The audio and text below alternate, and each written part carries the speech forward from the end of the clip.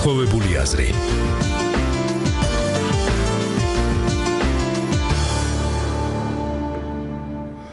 გამარჯობათ, ქალბატონებო და ბატონებო, მოგესალმებით. მე გახლავართ საქართველოს კავკასიის სტრატეგიული კვლევების ინსტიტუტის რექტორის მოვალეობის შემსრულებელი თეიმურაზ თუმანიშვილი. დღეს ჩვენი სტუმრები არიან ბატონი გელა ვასაძე, რომელიც ხელმძღვანელობს საინფორმაციო ტექნოლოგიური ესეთი სექტორის ჩვენ ინსტიტუტში სექტორს ხელმძღვანელობს.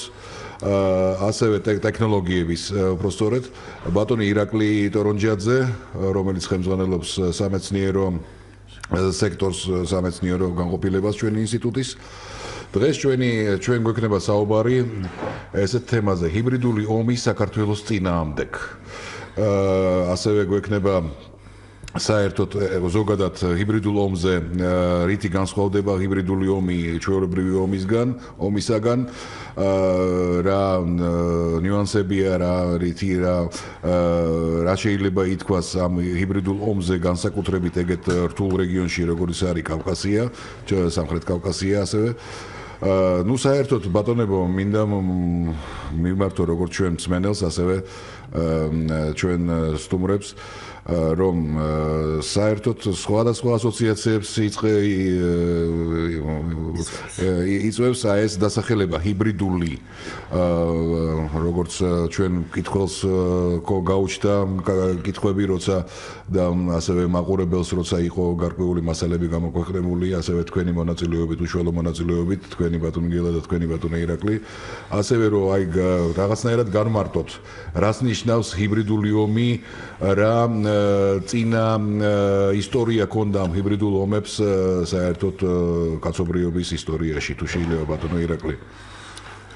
დიახ, ჰიბრიდული ომი ეს არის აგრესიული მოქმედებების ნაირსახეობა, რომლის დროსაც წინა პლანზე გამოწეულია არა უშუალო სამხედრო თავდასხმა, არამედ მოწინააღმდეგის განადგურება ხდება ძირგამომთხრელი ღონისძიებების, კიბერომის და სხვა მსგავსი საშუალებების მეშვეობით.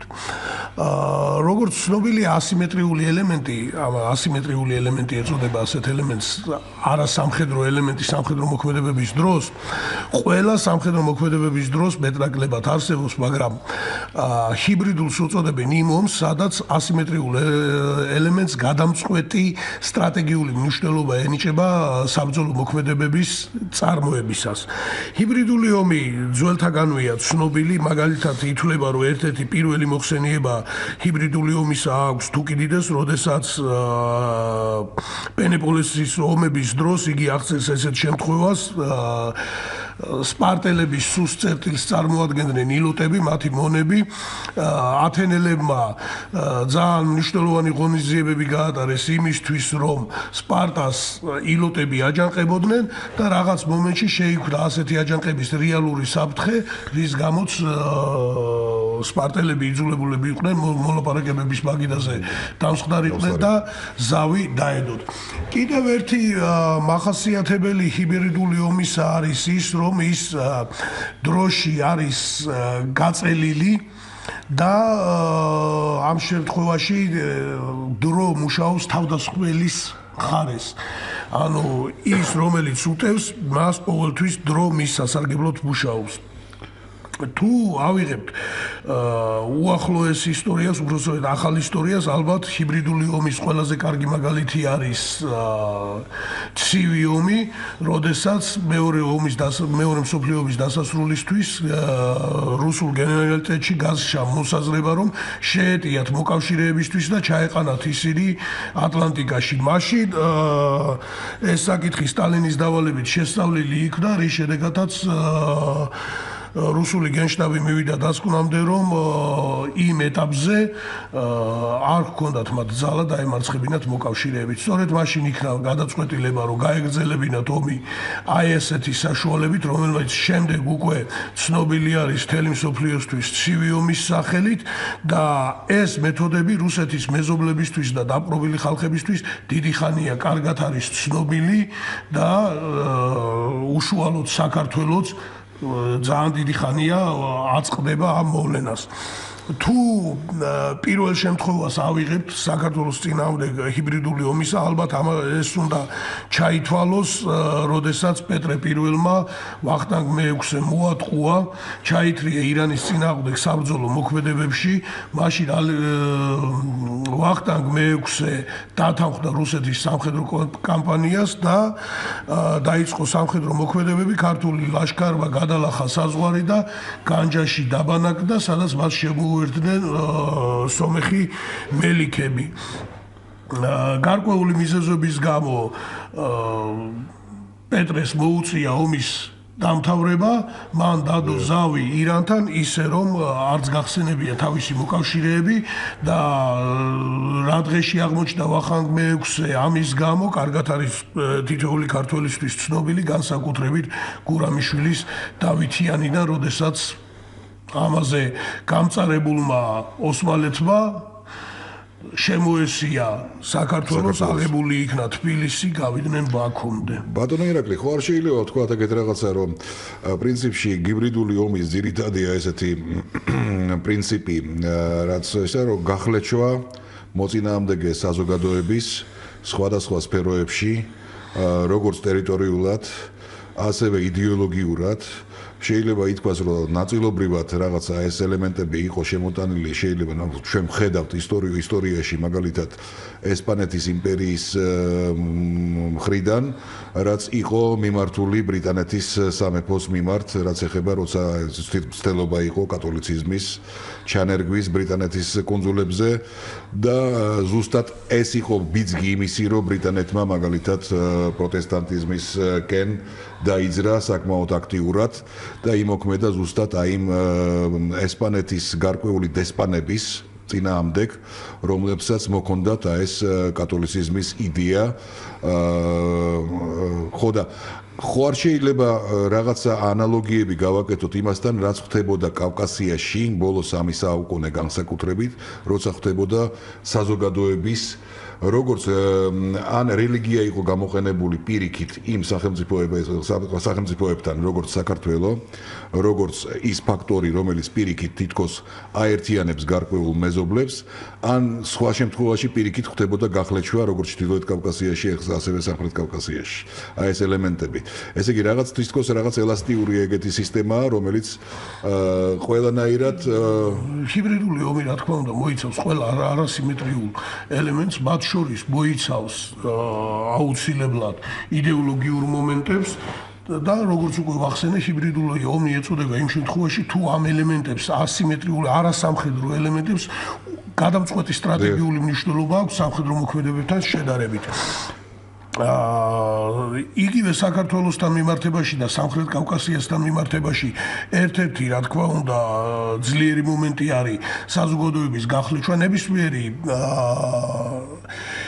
ჰიბრიდული ომის მიზანი ეს არის, რომელსაც ისახავს კონკრეტულ მომენტში, ეს არის მსხვერპლის იზოლირება და შემდეგ მისი გახსნა. იზოლირება ეს არის მისი გარესამყაროსთან კავშირების მოშლა, ხოლო გახსნა ეს არის შიგნით იდეოლოგიური და სხვა სახის დივერსიული მოქმედებები.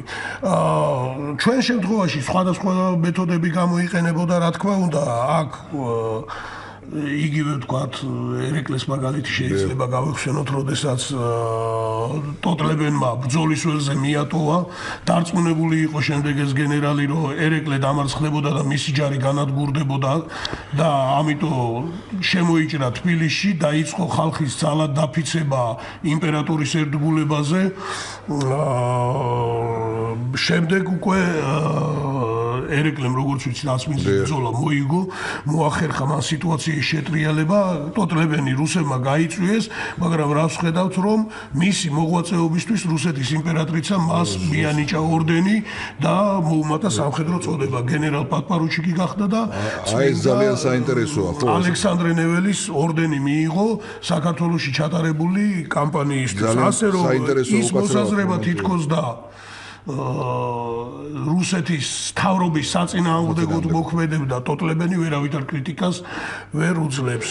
ესე იგი ფაქტიურად ის რაც წინა ისტორიაში, საბჭოთა ისტორიაში ამ შემთხვევაში ესე იგი რუსეთი მიმართავს თურქების ხელით ანადგურებს საქართველოს არმიას და თვითონ იკავებს საქართველოს ხდება გაბატონებული. წინა ისტორიაში რაც იყო მოცემული როგორც თითქოს წაგებული პოზიცია და თვითნებური რაღაცა მაგმისი ნაბიჯები გადადგმული ტოტლებენის და ამიტომაც გამოწვევა მოხდაო თითქოს იმიტომ რომ ფაქტიურად ჩავარდაო ეს ოპერაცია როგორც აღმოჩნდა რომ პირიქით ესე იგი რუსმა საკუთარი ხელით დაკიდა კერძზე ორდენი იმპერატრიცამ დერჟავამ და საიმპერატორო მთავრობამ პირიქით შეაფასეს როგორც დადებითად. რა თქმა უნდა ამის შემდეგ ერეკლე საერთოდ ალბათ არ უნდა გაეგრძელებინა ურთიერთობა რუსებთან, მაგრამ ძალზე რთულ მდგომარეობაში ვიყავით მაშინ და მოუწია ამ ურთიერთობის გაგრძელება. მეორე შემთხვევა იგივე ჰიბრიდული ომისა ეს არის უკვე აღა მაჰმად-ხანის შემოსევა, დღეს უკვე თითქმის დადასტურებულად ითვლება რომ აღა მაჰმად-ხანის თბილისში ექსპედიცია დაფინანსებული იყო რუსების მიერ, წაქეზებული რო იყო რუსების მიერ, ეს ცნობილია. შემდეგი ნაბიჯები დავაკვირდეთ რა ხდება საზოგადოების გახლეჩვის მიზნით. საქართველო გახდა რუსეთის იმპერიის ნაწილი. პირველი ნაბიჯი რომელსაც ატარებენ ეს არის ქართული ეკლესიის გაუქმება. ეკლესიაში რუსული ენის დანერგვა, რომ ქართველ ადამიანს იმ პერიოდში არათუ გლეხებმა თავდებმა არ იცოდნენ რუსული ენა. ქართველი ადამიანი სალოცავად ეკლესიაში ვერ დადიოდა, იმიტომ რომ არ ესმოდა იქ რა ხდებოდა. მომდევნო ეტაპია უკვე თავადაზნაურობის მოსყიდვა, როცა მათ მასიურად გაათანაბრეს რუსეთის თავადაზნაურებასთან უფლებებში და საშუალება მისცეს იმპერიის თანატოლები ყოფილიყვნენ და კიდე მომდევნო ეტაპი უკვე ბურჟუაზიული განვითარების ეტაპზე ყველანაირად ხდება ქართველებისთვის ხელის შეშლა, რომ ქართველები გამდიდრდნენ. თუ თქვა და ქართველი გამდიდრდებოდა რუსეთის იმპერიაში, მაშინ ის უნდა სომხური გილდიის წევრი გამხდარიყო, მართლმადიდებელი ქართველი არავითარ შემთხვევაში არ შეიძლებოდა ყოფილიყო მდიდარი, არ შეიძლებოდა ყოფილიყო ვაჭარი. ეს რა თქმა უნდა საზოგადოების გათიშვაზეა, მაგრამ აქ უკვე ომთან კი არა გვაქვს ადგილი, არამედ ეს არის იმპერიის შიგნით საზოგადოების დაკსასხვა, ერთმანეთთან დაპირისპირება, ისეთი ბარიერების აღმართვა, რომ საზოგადოება არ გაერთიანდეს, ვერ დაინახოს ესე იგი ფაქტიურად ჩვენ შეიძლება ვთქვათ ეგეთი რაღაცა, რომ რუსეთის იმპერიის აი ამ რამოდენიმე საუკუნის, ესე იგი აი დაპყრობების ისტორიას რო გადავავლოთ, თვალი გადავავლოთ, ერთ-ერთი ყველაზე დიდი დარტყმა და კარგად დაგეგმილი განიცადა საქართველოს, სადაც ჯერ მოისპო ფაქტიურად ორი ძირითადი სვეტი, რომელიც წარმოადგენდა შეიძლება ითქვას 2000 წლის განმავლობაში საქართველოს სახელმწიფოებრიობას, ორი ტახტი მონარქიისა, ორივე მონარქიისა დასავლეთში იმერეთის სამეფო ცოტა მოგვიანებით და აღმოსავლეთში და პატრიარქისა. და აქედან წამოვიდა მთელი აი ეს ჯაჭვური ესეთი რეაქცია. ბატონო გელა და თუ შეიძლება ბატონო გელასთან გადავიდეთ. ბატონო გელა უკაცრავად ბოდიში მსმენელია ხაზზე. გამარჯობა ბატონო, მოგესალმებით. ნამდვილად აქტუალური გახდეს.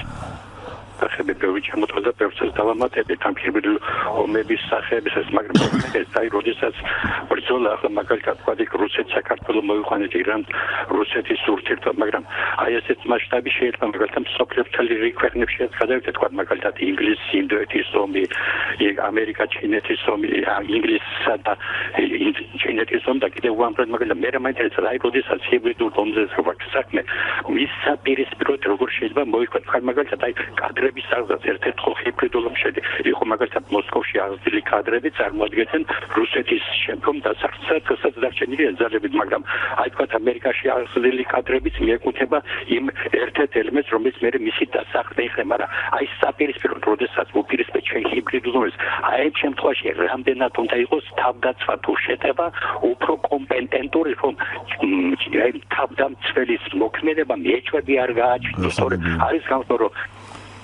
ტყუილისგან მართალსაც არ გავუჯენთ აი ჩვენთან მე მგონი მაგალითად მოისურს ეს უფრო არგუმენტაცია თავდაცვისა ჰიბრიდული ომების ნამდვილ ბრძოლაში. გამარჯობა, დიდი მადლობა. საინტერესო კითხვა იყო, ესე იგი რა შეიძლება წინ დავაყენოთ აი ამ ვერაგულ ესე რომ ვთქვათ ქმედებებს დიდია ესეთი დერჟავების იმპერიების რაც სამწუხაროდ მაგრამ ჩვენთვის მაგრამ მაგად დამუშავებული ქონდათ ეგეთი ხრიკები და ეგეთი სულები უკვე საუკუნეების განმავლობაში სხვადასხვა იმპერიებს ალბათ ისიც განსხვავდება. ბატონო გელა თქვენ კი ესე იგი მოდით მოდი დავიწყოთ იმით რომ ჩვენ უნდა კარგად ჩამოვყალიბდეთ ვინა ვართ ჩვენ სოფლიო პოლიტიკაში ობიექტი თუ სუბიექტი იმ შემთხვევაში თუ ჩვენ ობიექტად ვთვლით თავის თავს ანუ ჩვენ ტერიტორიაზე მიმდინარეობს ჰიბრიდული ომები ვთქვათ რუსეთის და ირანის შორის რუსეთის და ოსმალეთის იმპერიის შორის ან დღეს ვთქვათ რუსეთის და ევროპის ან რუსეთის და ამერიკის შეერთებული შტატების შორის მაშინ საზოგადოებას აქვს საშუალება აირჩიოს რაღაც მხარე ვთქვათ მე პრორუსული ვარ შენ პროამერიკული ხარ ის პროევროპულია და ამ შემთხვევაში აბსოლუტურად გასაგებია რომ საქართველოს არ იქნება სუბიექტი არ იქნება სახელმწიფო არ იქნება რაღაც ტერიტორია ბრძოლის ველი მაგრამ იმ შემთხვევაში თუ ჩვენ ვცნობთ იმ ფაქტს და ეგრეც არის მართლა რომ ჩვენ ვართ სუბიექტი საერთაშორისო პოლიტიკის და საქართველოს იქედან გამომდინარე რომ დამოუკიდებელი სახელმწიფო მართლა სუბიექტია და ისიც რომ ამდენი ხანია ჩვენ არ მიგვიღეს არც ერთ ბლოკში ვერ მიგვიღეს უბრალოდ არც ერთ ბლოკში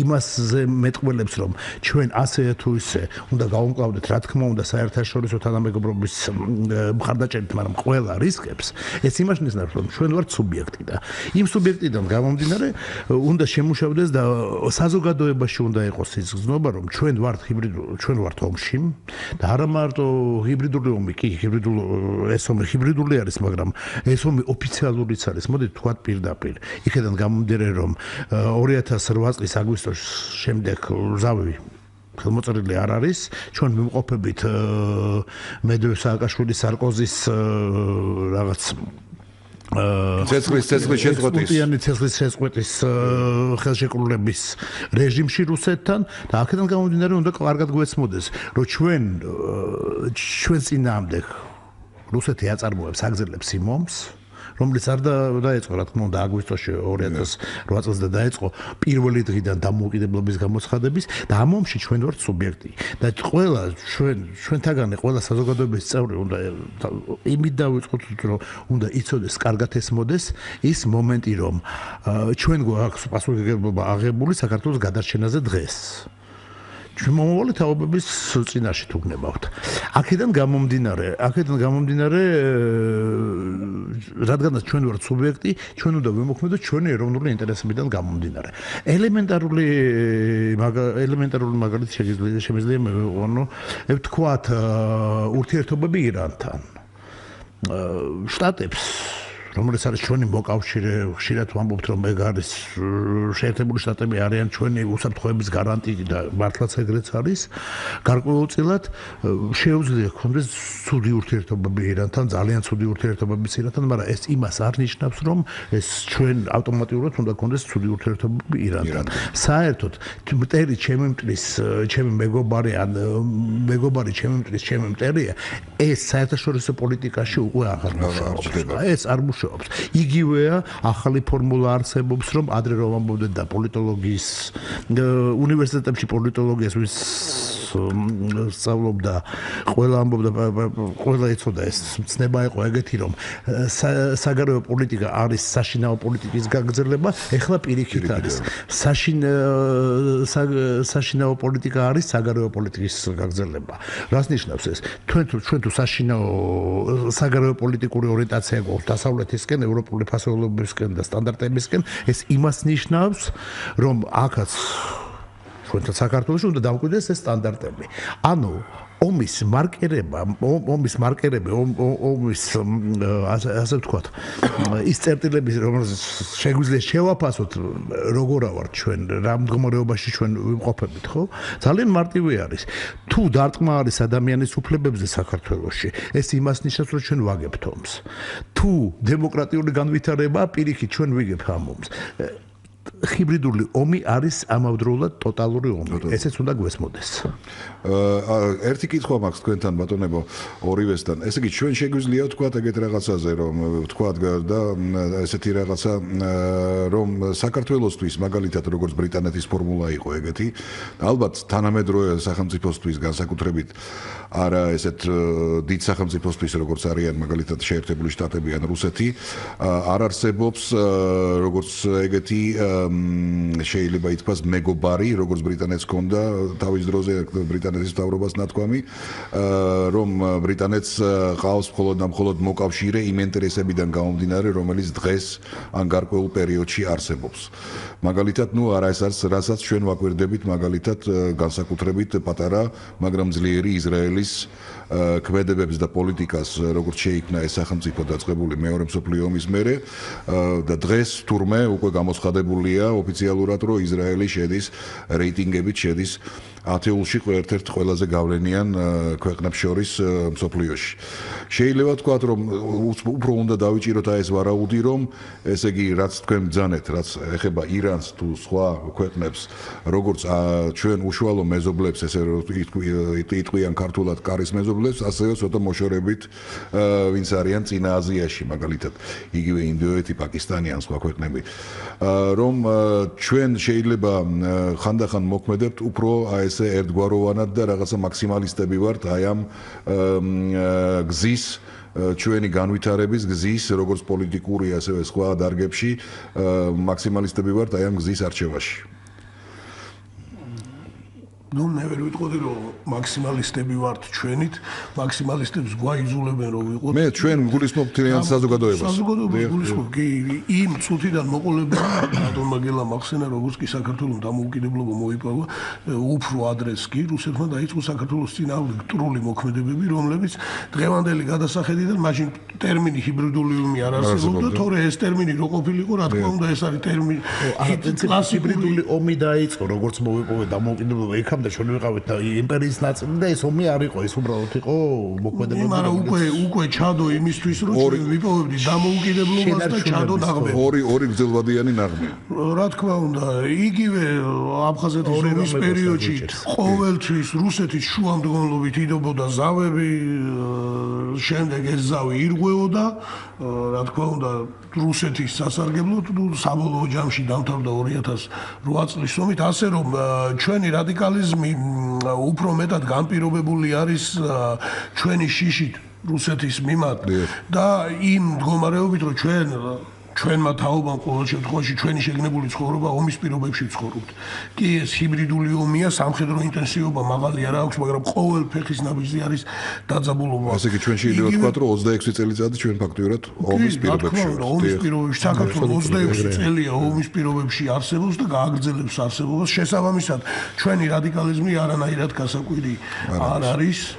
ეს განპირობებულია სწორედ უფრო მეორე მხრიდან. რა თქმა უნდა დაცვის მხრივ კავშირების დამყარება და ყველა მემართულებით ყურება, ყველა მემართულებაზე ყურადღების გამახვილება, ყველა ახალი სიორას დაუბრევს სოლიო პოლიტიკაში რომ კურსში ვიყოთ, თვალყურს ვადევნებდეთ და კავშირში ვიყოთ, ეს რა თქმა უნდა ერთ-ერთი საშუალება არის თავის დაცვის, იმიტომ რომ როგორც თქვი, რუსეთის ერთ-ერთი მიზანი, როგორ უნდა მიაღწიოს წარმატება საქართველოს წინააღმდეგ ჰიბრიდულ ომში არის საქართველოს დატოვოს იზოლაციაში. შესაბამისად, ჩვენ ყველა საშუალება უნდა ვიხმაროთ, რაც კი შესაძლებელია, რომ იზოლაციაში არ ვიყოთ. მეზობლებთან, მეზობლებთან, შორეულებთან, ახლობლებთან ყველა საშუალება. ესე იგი იზოლაციანიზმი დღეს განსაკუთრებით არის პირველი მტერი საქართველოში სხვადასხვა სფეროებში აბსოლუტურად. რა თქმა უნდა, მე გავაგზავნებ უბრალოდ დავუბრუნდეთ ერაყლის აზრს და უფრო ვიდა ჩავგმავდით ცოტა ამ საკითხში.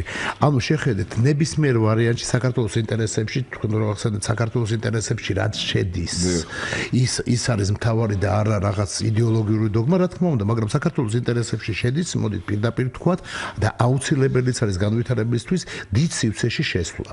დიდ სივრცე და არის რეალურად საქართველოს აქვს ახლა სამი ალტერნატივა. პირველი ალტერნატივა არის ძველი სივრცე, ანუ ყოფილი საბჭოთა კავშირი, ევროაზიური სივრცე, სადაც გველოდება კარგად ცნობილი რუსეთი.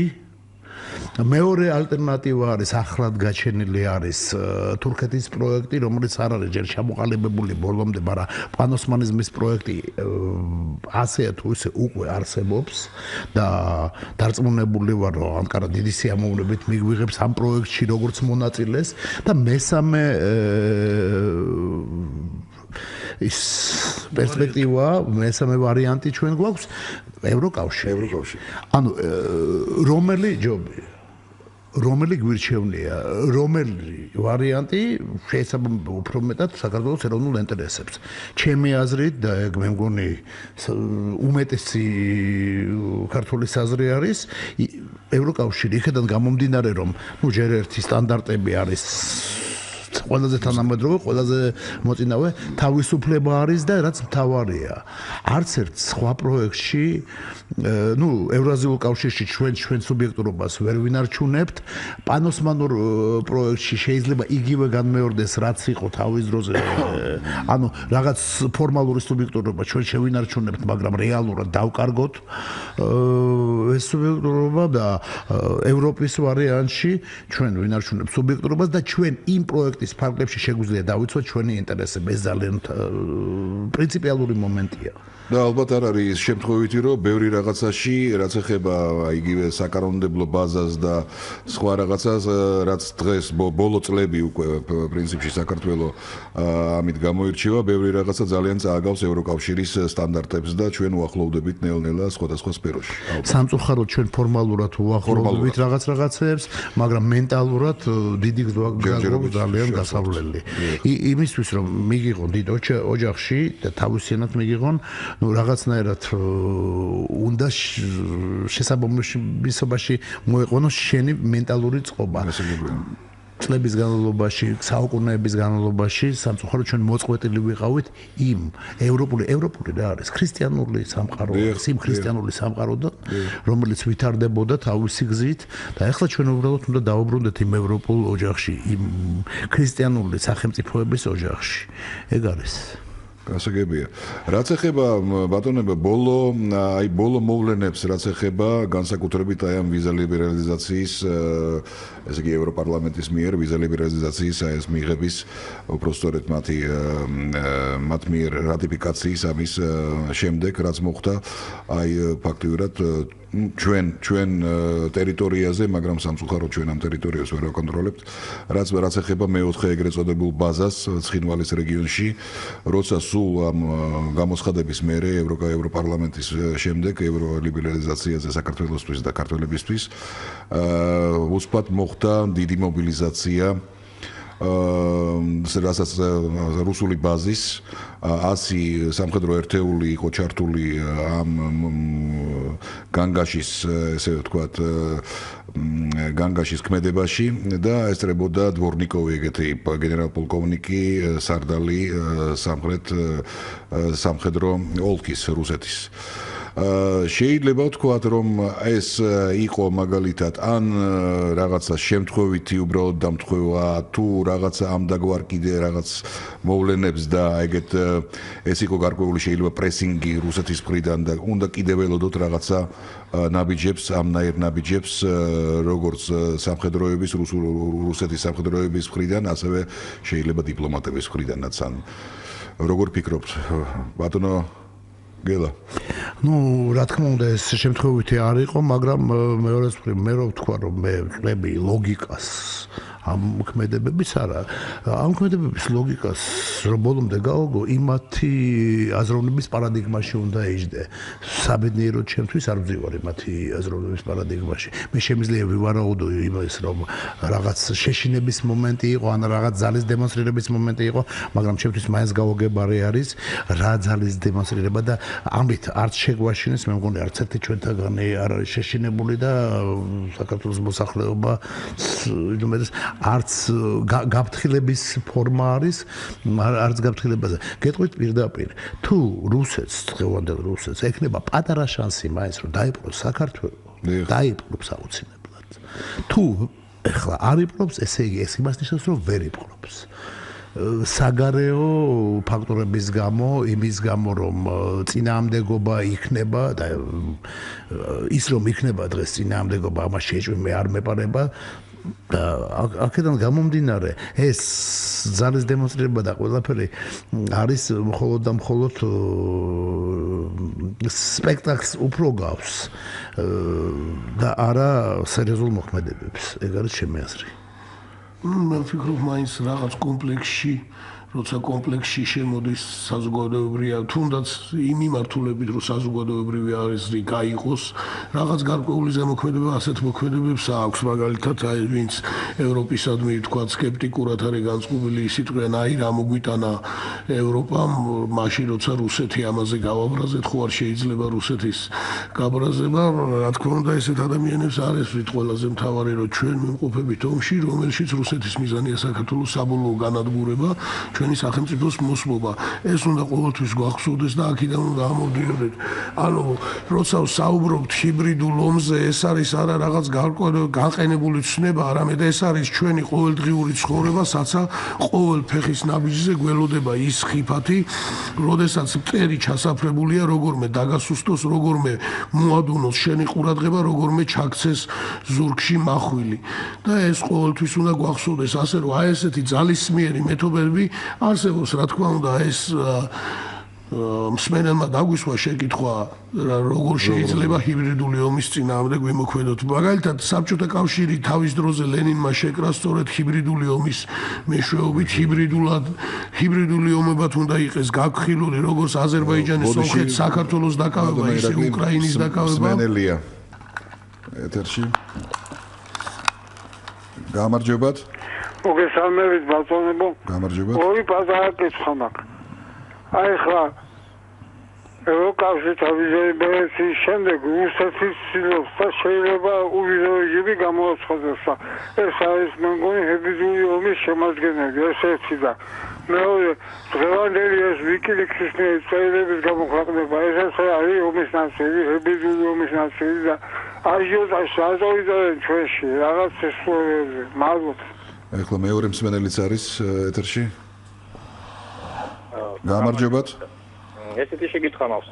ის არჩევანი რომ მოსახლეობას უნდა ევროკავშირისკენ ბოლოა და ევროკავშირში გაერთიანება, ეს თავისთავად სტრატეგიიდან, იმიტომ რომ მოსახლეობას გაფიცნობიერების ევროკავშირი არის სოციალური და დემოკრატიული ღირებულებების სამყარო. ისე როგორც ჩვენ ადრე ცხოვრობდით სოციალურ წყობაში, მაგრამ მე მაინტერესებს, აი ხელისუფლებას რა უშუალოდ, რომელსაც ევროკავშირის სოციალური სამართლობის სტანდარტები ნაკლებად აწყობს და აღიზიანებს კიდევაც ამ მრჩეველთან მის მიმართებაში, იქიდან გამომდინარე, რომ ის ცდილობს, რომ ამ მრჩეველი მხოლოდ არჩევნების წინ მოატყუოს დაპირებებით, მერე კიდე დაემსგავსოს იმ აზიატელებს და ევრაზიალებს, რომლებიცისგან მისი ამორჩეველის ადამიანის უფლებები არის მეორე და მესამე ხარისხოვანი, გარდა საკუთარი პარტიისა, ნათესაობისა და კლანისა. იმათ რა უყოთ, როგორ უშვილო ჩვენ თავს იმათი მოშორების მეშვეობა. გასაგებია, ვადლობთ. ესე იგი, პირველი კითხვა იყო, ხო არ შემოიღებს რუსეთი ასევე უვიზო შემოსვლას თავის, ესე იგი, ქართველებისთვის და მეორე კითხვა, ახლა რაც ეხება ბატონო გელა, თუ შეიძლება. მოდით დავიწყოთ პირველი კითხვიდან, ანუ შემოიღებს თუ არა რუსეთი უბიზოები მოსახლეობას საქართველოს რეჟიმს საქართველოს მოქალაქეებისთვის. მე ვფიქრობ ამის ალბათობა ძალიან მცირე არის, იქიდან გამომდინარე რომ რუსეთი უბიზო რეჟიმს საქართველოში ყოველთვის იყენებდა როგორც იარაღს და როგორც მთავარ სავაჭრო პრინციპად. მართალია, ეხლა ევროკავშირთან ვიზა ლიბერალიზაციის შემდეგ ამ საქონლის რომელიც ყიდის რუსეთი საქართველოს-რუსული ურთიერთობების ბაზარზე ფასი დაუვარდა, მაგრამ ეჭვებება რომ ასე მარტივად და ასე ადვილად რუსეთი მიიღოს ეს გადაწყვეტილება. მით უმეტეს რომ ეს გადაწყვეტილება რუსეთს დღეს არაფერს არ აძლევს. სანაცვლოდ უნდა რაღაცა მოეთხოვოს. რაც შეეხება WikiLeaks. ძალიან საინტერესო თემა არის სინამდვილეში. არა მარტო WikiLeaks-ის, საერთოდ ჰიბრიდულ ომში ინფორმაცია და საინფორმაციო წყაროების, ინფორმაციის გავრცელების არხები, კიბერმოქმედება ცოტა სხვა არის ამ სიტუაციაში საინფორმაციო ომი, რასაც ქვია საინფორმაციო ომი. ჩვენ ვიცით ჩვენებურად რომ კი რუსული არხები საქართველოში ჩვეულებრივად ვთავ ტელევიზორს და ვუყურებთ და ბევრი სხვადასხვა უყურებს და იქიდან ღებულობს ინფორმაციას მიუხედავად იმისა რომ კრიტიკულად არის გაწყობილი მაინც მოქმედებს ეს ადამიანზე. ეს ერთი მომენტია, მაგრამ გაცილებით უფრო სახიფათო არის ის ფარული რუსული პროექტები, ფარული და არაღია, რომელიც არსებობს საქართველოში, რომელიც უშვებს საინფორმაციო ვირუსებს. ავიღოთ მარტივი რამე. ავიღოთ იგივე საინფორმაციო ვირუსი იმაზე, რომ ჩვენ უნდა გქონდეს ტერიტორიული პრეტენზიები იმავე თურქეთთან, იმავე აზერბაიჯანთან, იმავე სომხეთთან სხვათა შორის, ანუ ეს არის რუსული პოლიტიკა გადაკიდების მეზობლებთან. ანუ პრაქტიკულად ზოგიერთი ქართველი პოლიტიკოსი არ ვიცი მიამიტობით ხარს უჭერს ზოგი მიამიტობით, მაგრამ მე უფრო ვფიქრობ რომ ძალიან კარგად მიზანმიმართებიან ამას, რომ ხვდებიან ახლა სურვილი უნდა იყოს ადამიანი, ახლა თუ პოლიტიკოსი ხარ, თან პოლიტიკაში ხარ და პოლიტიკაში ერკვევი, რომ აზიანებ ამით თავის ქვეყანას. ჩვენთან პოლიტიკოსობა სამწუხაროდ ხანდახან ჩვენ ჭყალებში უნდა აღნიშნოთ. კი, შეიძლება. ბოდიში ბატონებო ისევ ზარია, მსმენელია. გამარჯობათ გისმენთ, გამარჯობათ. გამარჯობათ. მე ერთი შეკითხვა მაქვს, ეცი არა, მაგრამ თუ არ განმარტე ეს შეკითხვა შეიძლება რთულად მოგვეჩვენოს. აი რეალობა რაც არის დღეს ჩვენ ქვეყანაში, ხო, საქართველოში.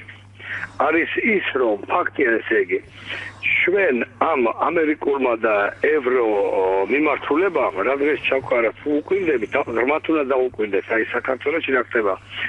დავიწყოთ ტელევიზიიდან, მედიიდან და ასე შემდეგ. გაშიშვლებული ადამიანები თავისი ყველანაირად აბსოლუტურად ზნე დაცემულები, ახლა რაც არ უნდა ვთქვა, რომ არაო არის ბლომად თანაც ძალიან ბევრი. როგორ შეიძლება რომელ არხებს უყურებთ ბატონო ჩემო თქვენ? 102 და 4 უყურებ, კაცო. ამას უსმენთ, რომელს უყურებთ? გაშიშვლებული ადამიანები რო გინახიათ ბევრი. უი, რას ლაპარაკობთ? ახალი ამბავი თქვი რა მე კაცო? ამა LGBT რა ამბავია, რა ხდება ვერ უყურებ? სადა რომელ არხზეა ერთი? რა არ გინახიათ? რას ლაპარაკობთ? არ მინახია მე ტელევიზიაში. არა, გასაგებია, მადლობთ. თქვენი პოზიცია გვესმის, ახლა მეორე მსმენელია კიდე. მეორე მსმენელია. ალო. დიახ, გამარჯობათ გისმენთ. გესალმებით. გამარჯობათ. ბოჯის გესწრებით შეიძლება პირდაპირ თემას არ ეხება დღევანდელს, მაგრამ რამდენადაც მოვისმინე ისტორიკოსები ყავთ სტუმრად და პოლიტოლოგები უფრო სწორედ. პოლიტოლოგები თუმეტეს. მაინტერესებს ბატონების აზრი, სტუმრების აი თქვენ როგორ ფიქრობთ, როგორც სპეციალისტები, როგორც პროფესიონალები, პუტინი თავისი ქვეყნისთვის როგორი პრეზიდენტია, როგორი მეთაურია, კარგი, ცუდი, თუ ორიოდე სიტყვით იქნებ გითხრათ? გასაგებია, მადლობთ. საინტერესო კითხვა. ეხლა ჩვენ დაგვრჩა კიდე კითხვა მანამდე კიდე იმაზე, ხელისუფლებაზე, დიახ და შეიძლება ხო? დიახ. ეხლა რაც შეეხება ხელისუფლებას, ზუსტად ამიტომაც ვთქვით, რომ ევროპულ ჩვენ ინტერესებში, საქართველოს ინტერესებში შედის ევროინტეგრაცია და ევროპული ფასეულობების და ქრისტიანული კიდევ ჯერ უსვამ ამას ხას ევროპული ფასეულობები არის ქრისტიანული ფასეულობები იქედან გამომდინარე რომ ევროპული ცივილიზაცია არის ქრისტიანული ცივილიზაცია აქედან გამომდინარე ევროპაში ნორმალურ შტატებში ნორმალურ ცივილიზებულ ქვეყანაში ზუსტად ხალხი არის ხელისუფლების მატარებელი ეს რას ნიშნავს ყოველწლიურად თითქმის 1 წლის განმავლობით ჩვენ ქვეყანაში ტარდება არჩევნები. ჩვენ თუ არ ვისწავლეთ, რომ ის ხელისუფლება, რომელიც არ ვარგა, არ უნდა მივცეთ იმას ხმა და უნდა მივცეთ სხვა პარტიას ხმა, ოპოზიციას და ვცადოთ ავირჩიოთ და ასე შემდეგ, არაფერი არ გამოვა.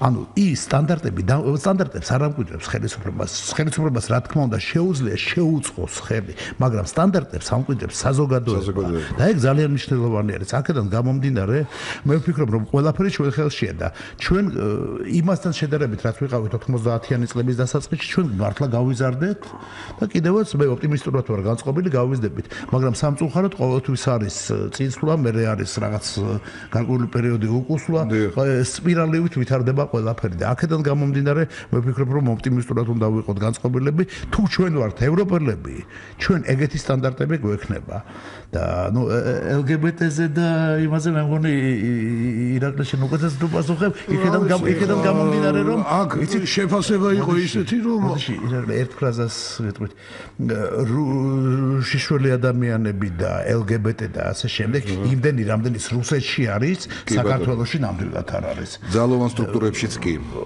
სამწუხაროდ ამაზეც იყო საინტერესო მასალები და აქედან გამომდინარე ევროპასთან მიბმა ამ თემის და ქრისტიანულ ცივილიზაციასთან მიბმა ამ თემის არის ეს ზუსტად ის საინფორმაციო ვირუსი რომელზეც ჩვენ ვსაუბრობთ ესე იგი ფაქტიურად ბატონო ირაკლი ესე იგი ინერტულობა აზრის შეცვლა რა დაგუმართა დასავლეთმა რა დაგუმართა შემოიჭრა სოხუმში ამერიკული ჯარი ფრანგული ჯარი ომობდა ცხინვალში თუ რა დაგუმართა თუ ისა იბომბებოდა თბილისი რომელიმე დასავლეთი და ასევე ჩვენ გვამისება ამის საშუალება არ მოგცეს 25 წელიწადია კი ბატონო ცხოვრებით ვერ ვიცხოვრეთ ყოველ წუთში უბედურება ჩვენ გვავიწყდება კიდე ერთი რაღაცა ბატონო ირაკლი უკაცრავად შეგაწყვეტეთ სულ 2 წუთი ჩვენ გვავიწყდება კიდე ერთი რაღაცა რაც ეხება ფინანსურ სისტემას აი ეს ლარი რაც იყო თავის დროზე მიმაგრებული ხო აბსოლუტურად რომ არც რუსეთს არც სხვა რომელიმე მეზობელს ხელი არ მიუწყდებოდა მაგრამ ზუსტად ამერიკამ გაამაგრა ეს ლარი როგორც ეროვნული ვალუტა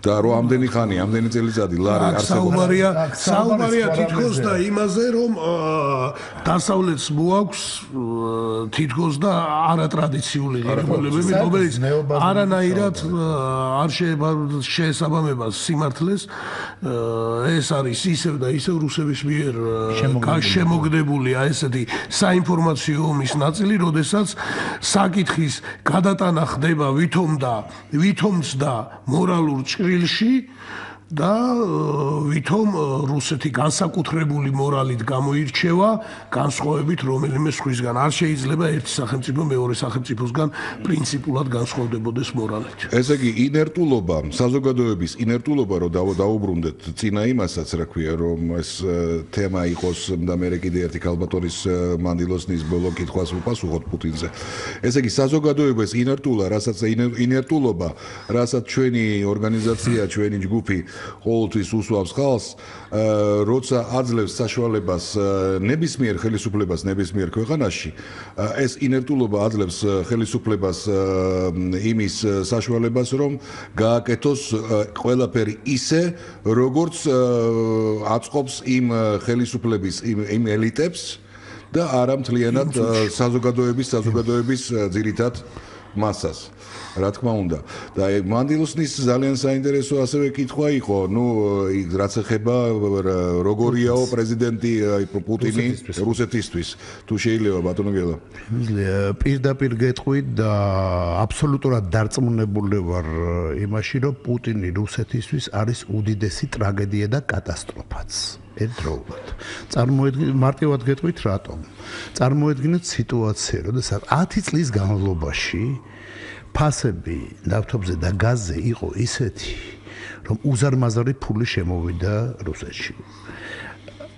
იმის ნაცვლად რომ ამ შემოსული თანხების მეშვეობით გაეკეთებინათ მოდერნიზაცია.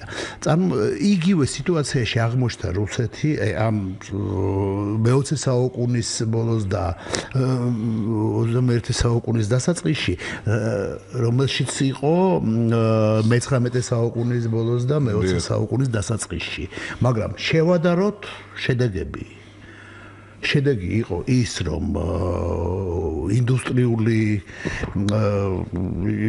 აყვავება რუსეთის შემოვიდა ევროპული ქვეყნების ერთ-ერთ ლიდერი იყო მსოფლიოს რუსეთის იმპერია 1913 წელს რაც იყო სტანდარტები და რაც იყო მიღწევები ისეთი მდიდარი რუსეთი არასდროს არ ყოფილა და დღევანდელი რუსეთი ერთ-ერთი ყველაზე უძლიერესი დღევანდელი რუსეთი რომელიც არის დიდ ოდიში ბენზინგასამართის სადგურად გადაქცეული ქვეყანა, რომელსაც წიდის თავის რესურსებს და ამ რესურსების შემოსავლები ძირითადად მიდის ოფშორებში პუტინის ჩინოსნების ძალოვნების და ახლობლების ანგარიშებზე. მილიარდების დინება პორტუგალიაზე ნაკლები მთლიანი შიდა პროდუქტია. ეს ხომ ფაქტი არის და რუსეთი ეხლა რო ვთქვათ რომ არის ღარიბი ქვეყანა არა უმდიდრესი ქვეყანაა, მაგრამ პუტინის მმართველობის დროს ზუსტად ჰქონდა შანსი, ეს შანსი უკვე არ აქვს, იმიტომ ვიცით რაც ხდება ავტომობილის ბაზარზე, ვიცით რაც ხდება გაზის ბაზარზე, შემოდის ახალი ტექნოლოგიები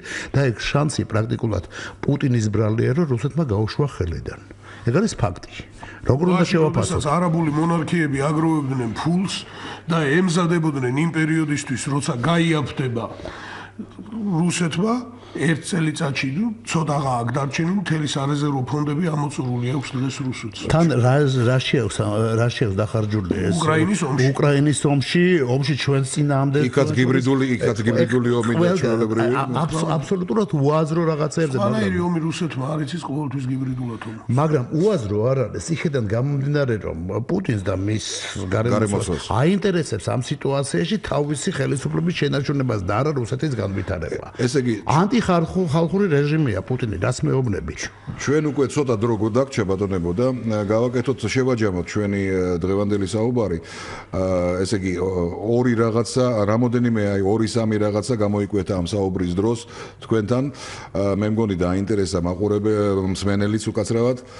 ეს რომ საზოგადოება უნდა იყოს უფრო გაერთიანებული ესე იგი აი ამ ჰიბრიდული ომის განსაკუთრებით პირობებში რომელიც მიმდინარეობს 26 წლის განმავლობაში იზოლაციონიზმი ერთ-ერთი მთავარი მტერია როგორც გამოიკვეთა და ასევე ინერტულობა საზოგადოების არის მეტად მავნე ზუსტად ამ საზოგადოების და ქვეყნისთვის ამ ინერტულობის ფონზე ზუსტად ის წრეები ელიტები იღებენ იმ გადაწყვეტილებებს რომელიც აწყობს ამ ელიტებს ანუ მთავრობებს ეს არ არის მხოლოდ საქართველოს საუბარი და რა თქმა უნდა ბოლოს და ბოლოს ვიღებთ იმას რაც ხშირად გვაკვირვებს მაგრამ ფიციმწამს და ბოლო მაკვირვებსო ხშირად ეს უძველესი ქართული გამოთქვაა ხშირად მოგდის ეგეთი რაღაცეები ისე რომ ჰიბრიდულ ომზე იყო საუბარი, მაგრამ ჩვენ შევეხეთ სხვადასხვა სფეროებს, ასევე როგორც სამხედრო, ასევე გეოპოლიტიკურ და ბოლოს გადავედით აეგეთ საზოგადოების, რაც ახასიათებს სამწუხაროდ ხანდახან ჩვენ საზოგადოებას და ჩვენ ყოველთვის ვცდილობთ, რომ საზოგადოება იყოს უფრო აქტიური და უფრო აქტიურად მონაწილეობდეს სხვადასხვა სფეროებში. დიდი მადლობა სუხთით ბატონ გელავასაძეს, ბატონ ირაკლი ტორონჯაძეს და რადიოს მსმენელებს. მომავალ შეხვედრამდე.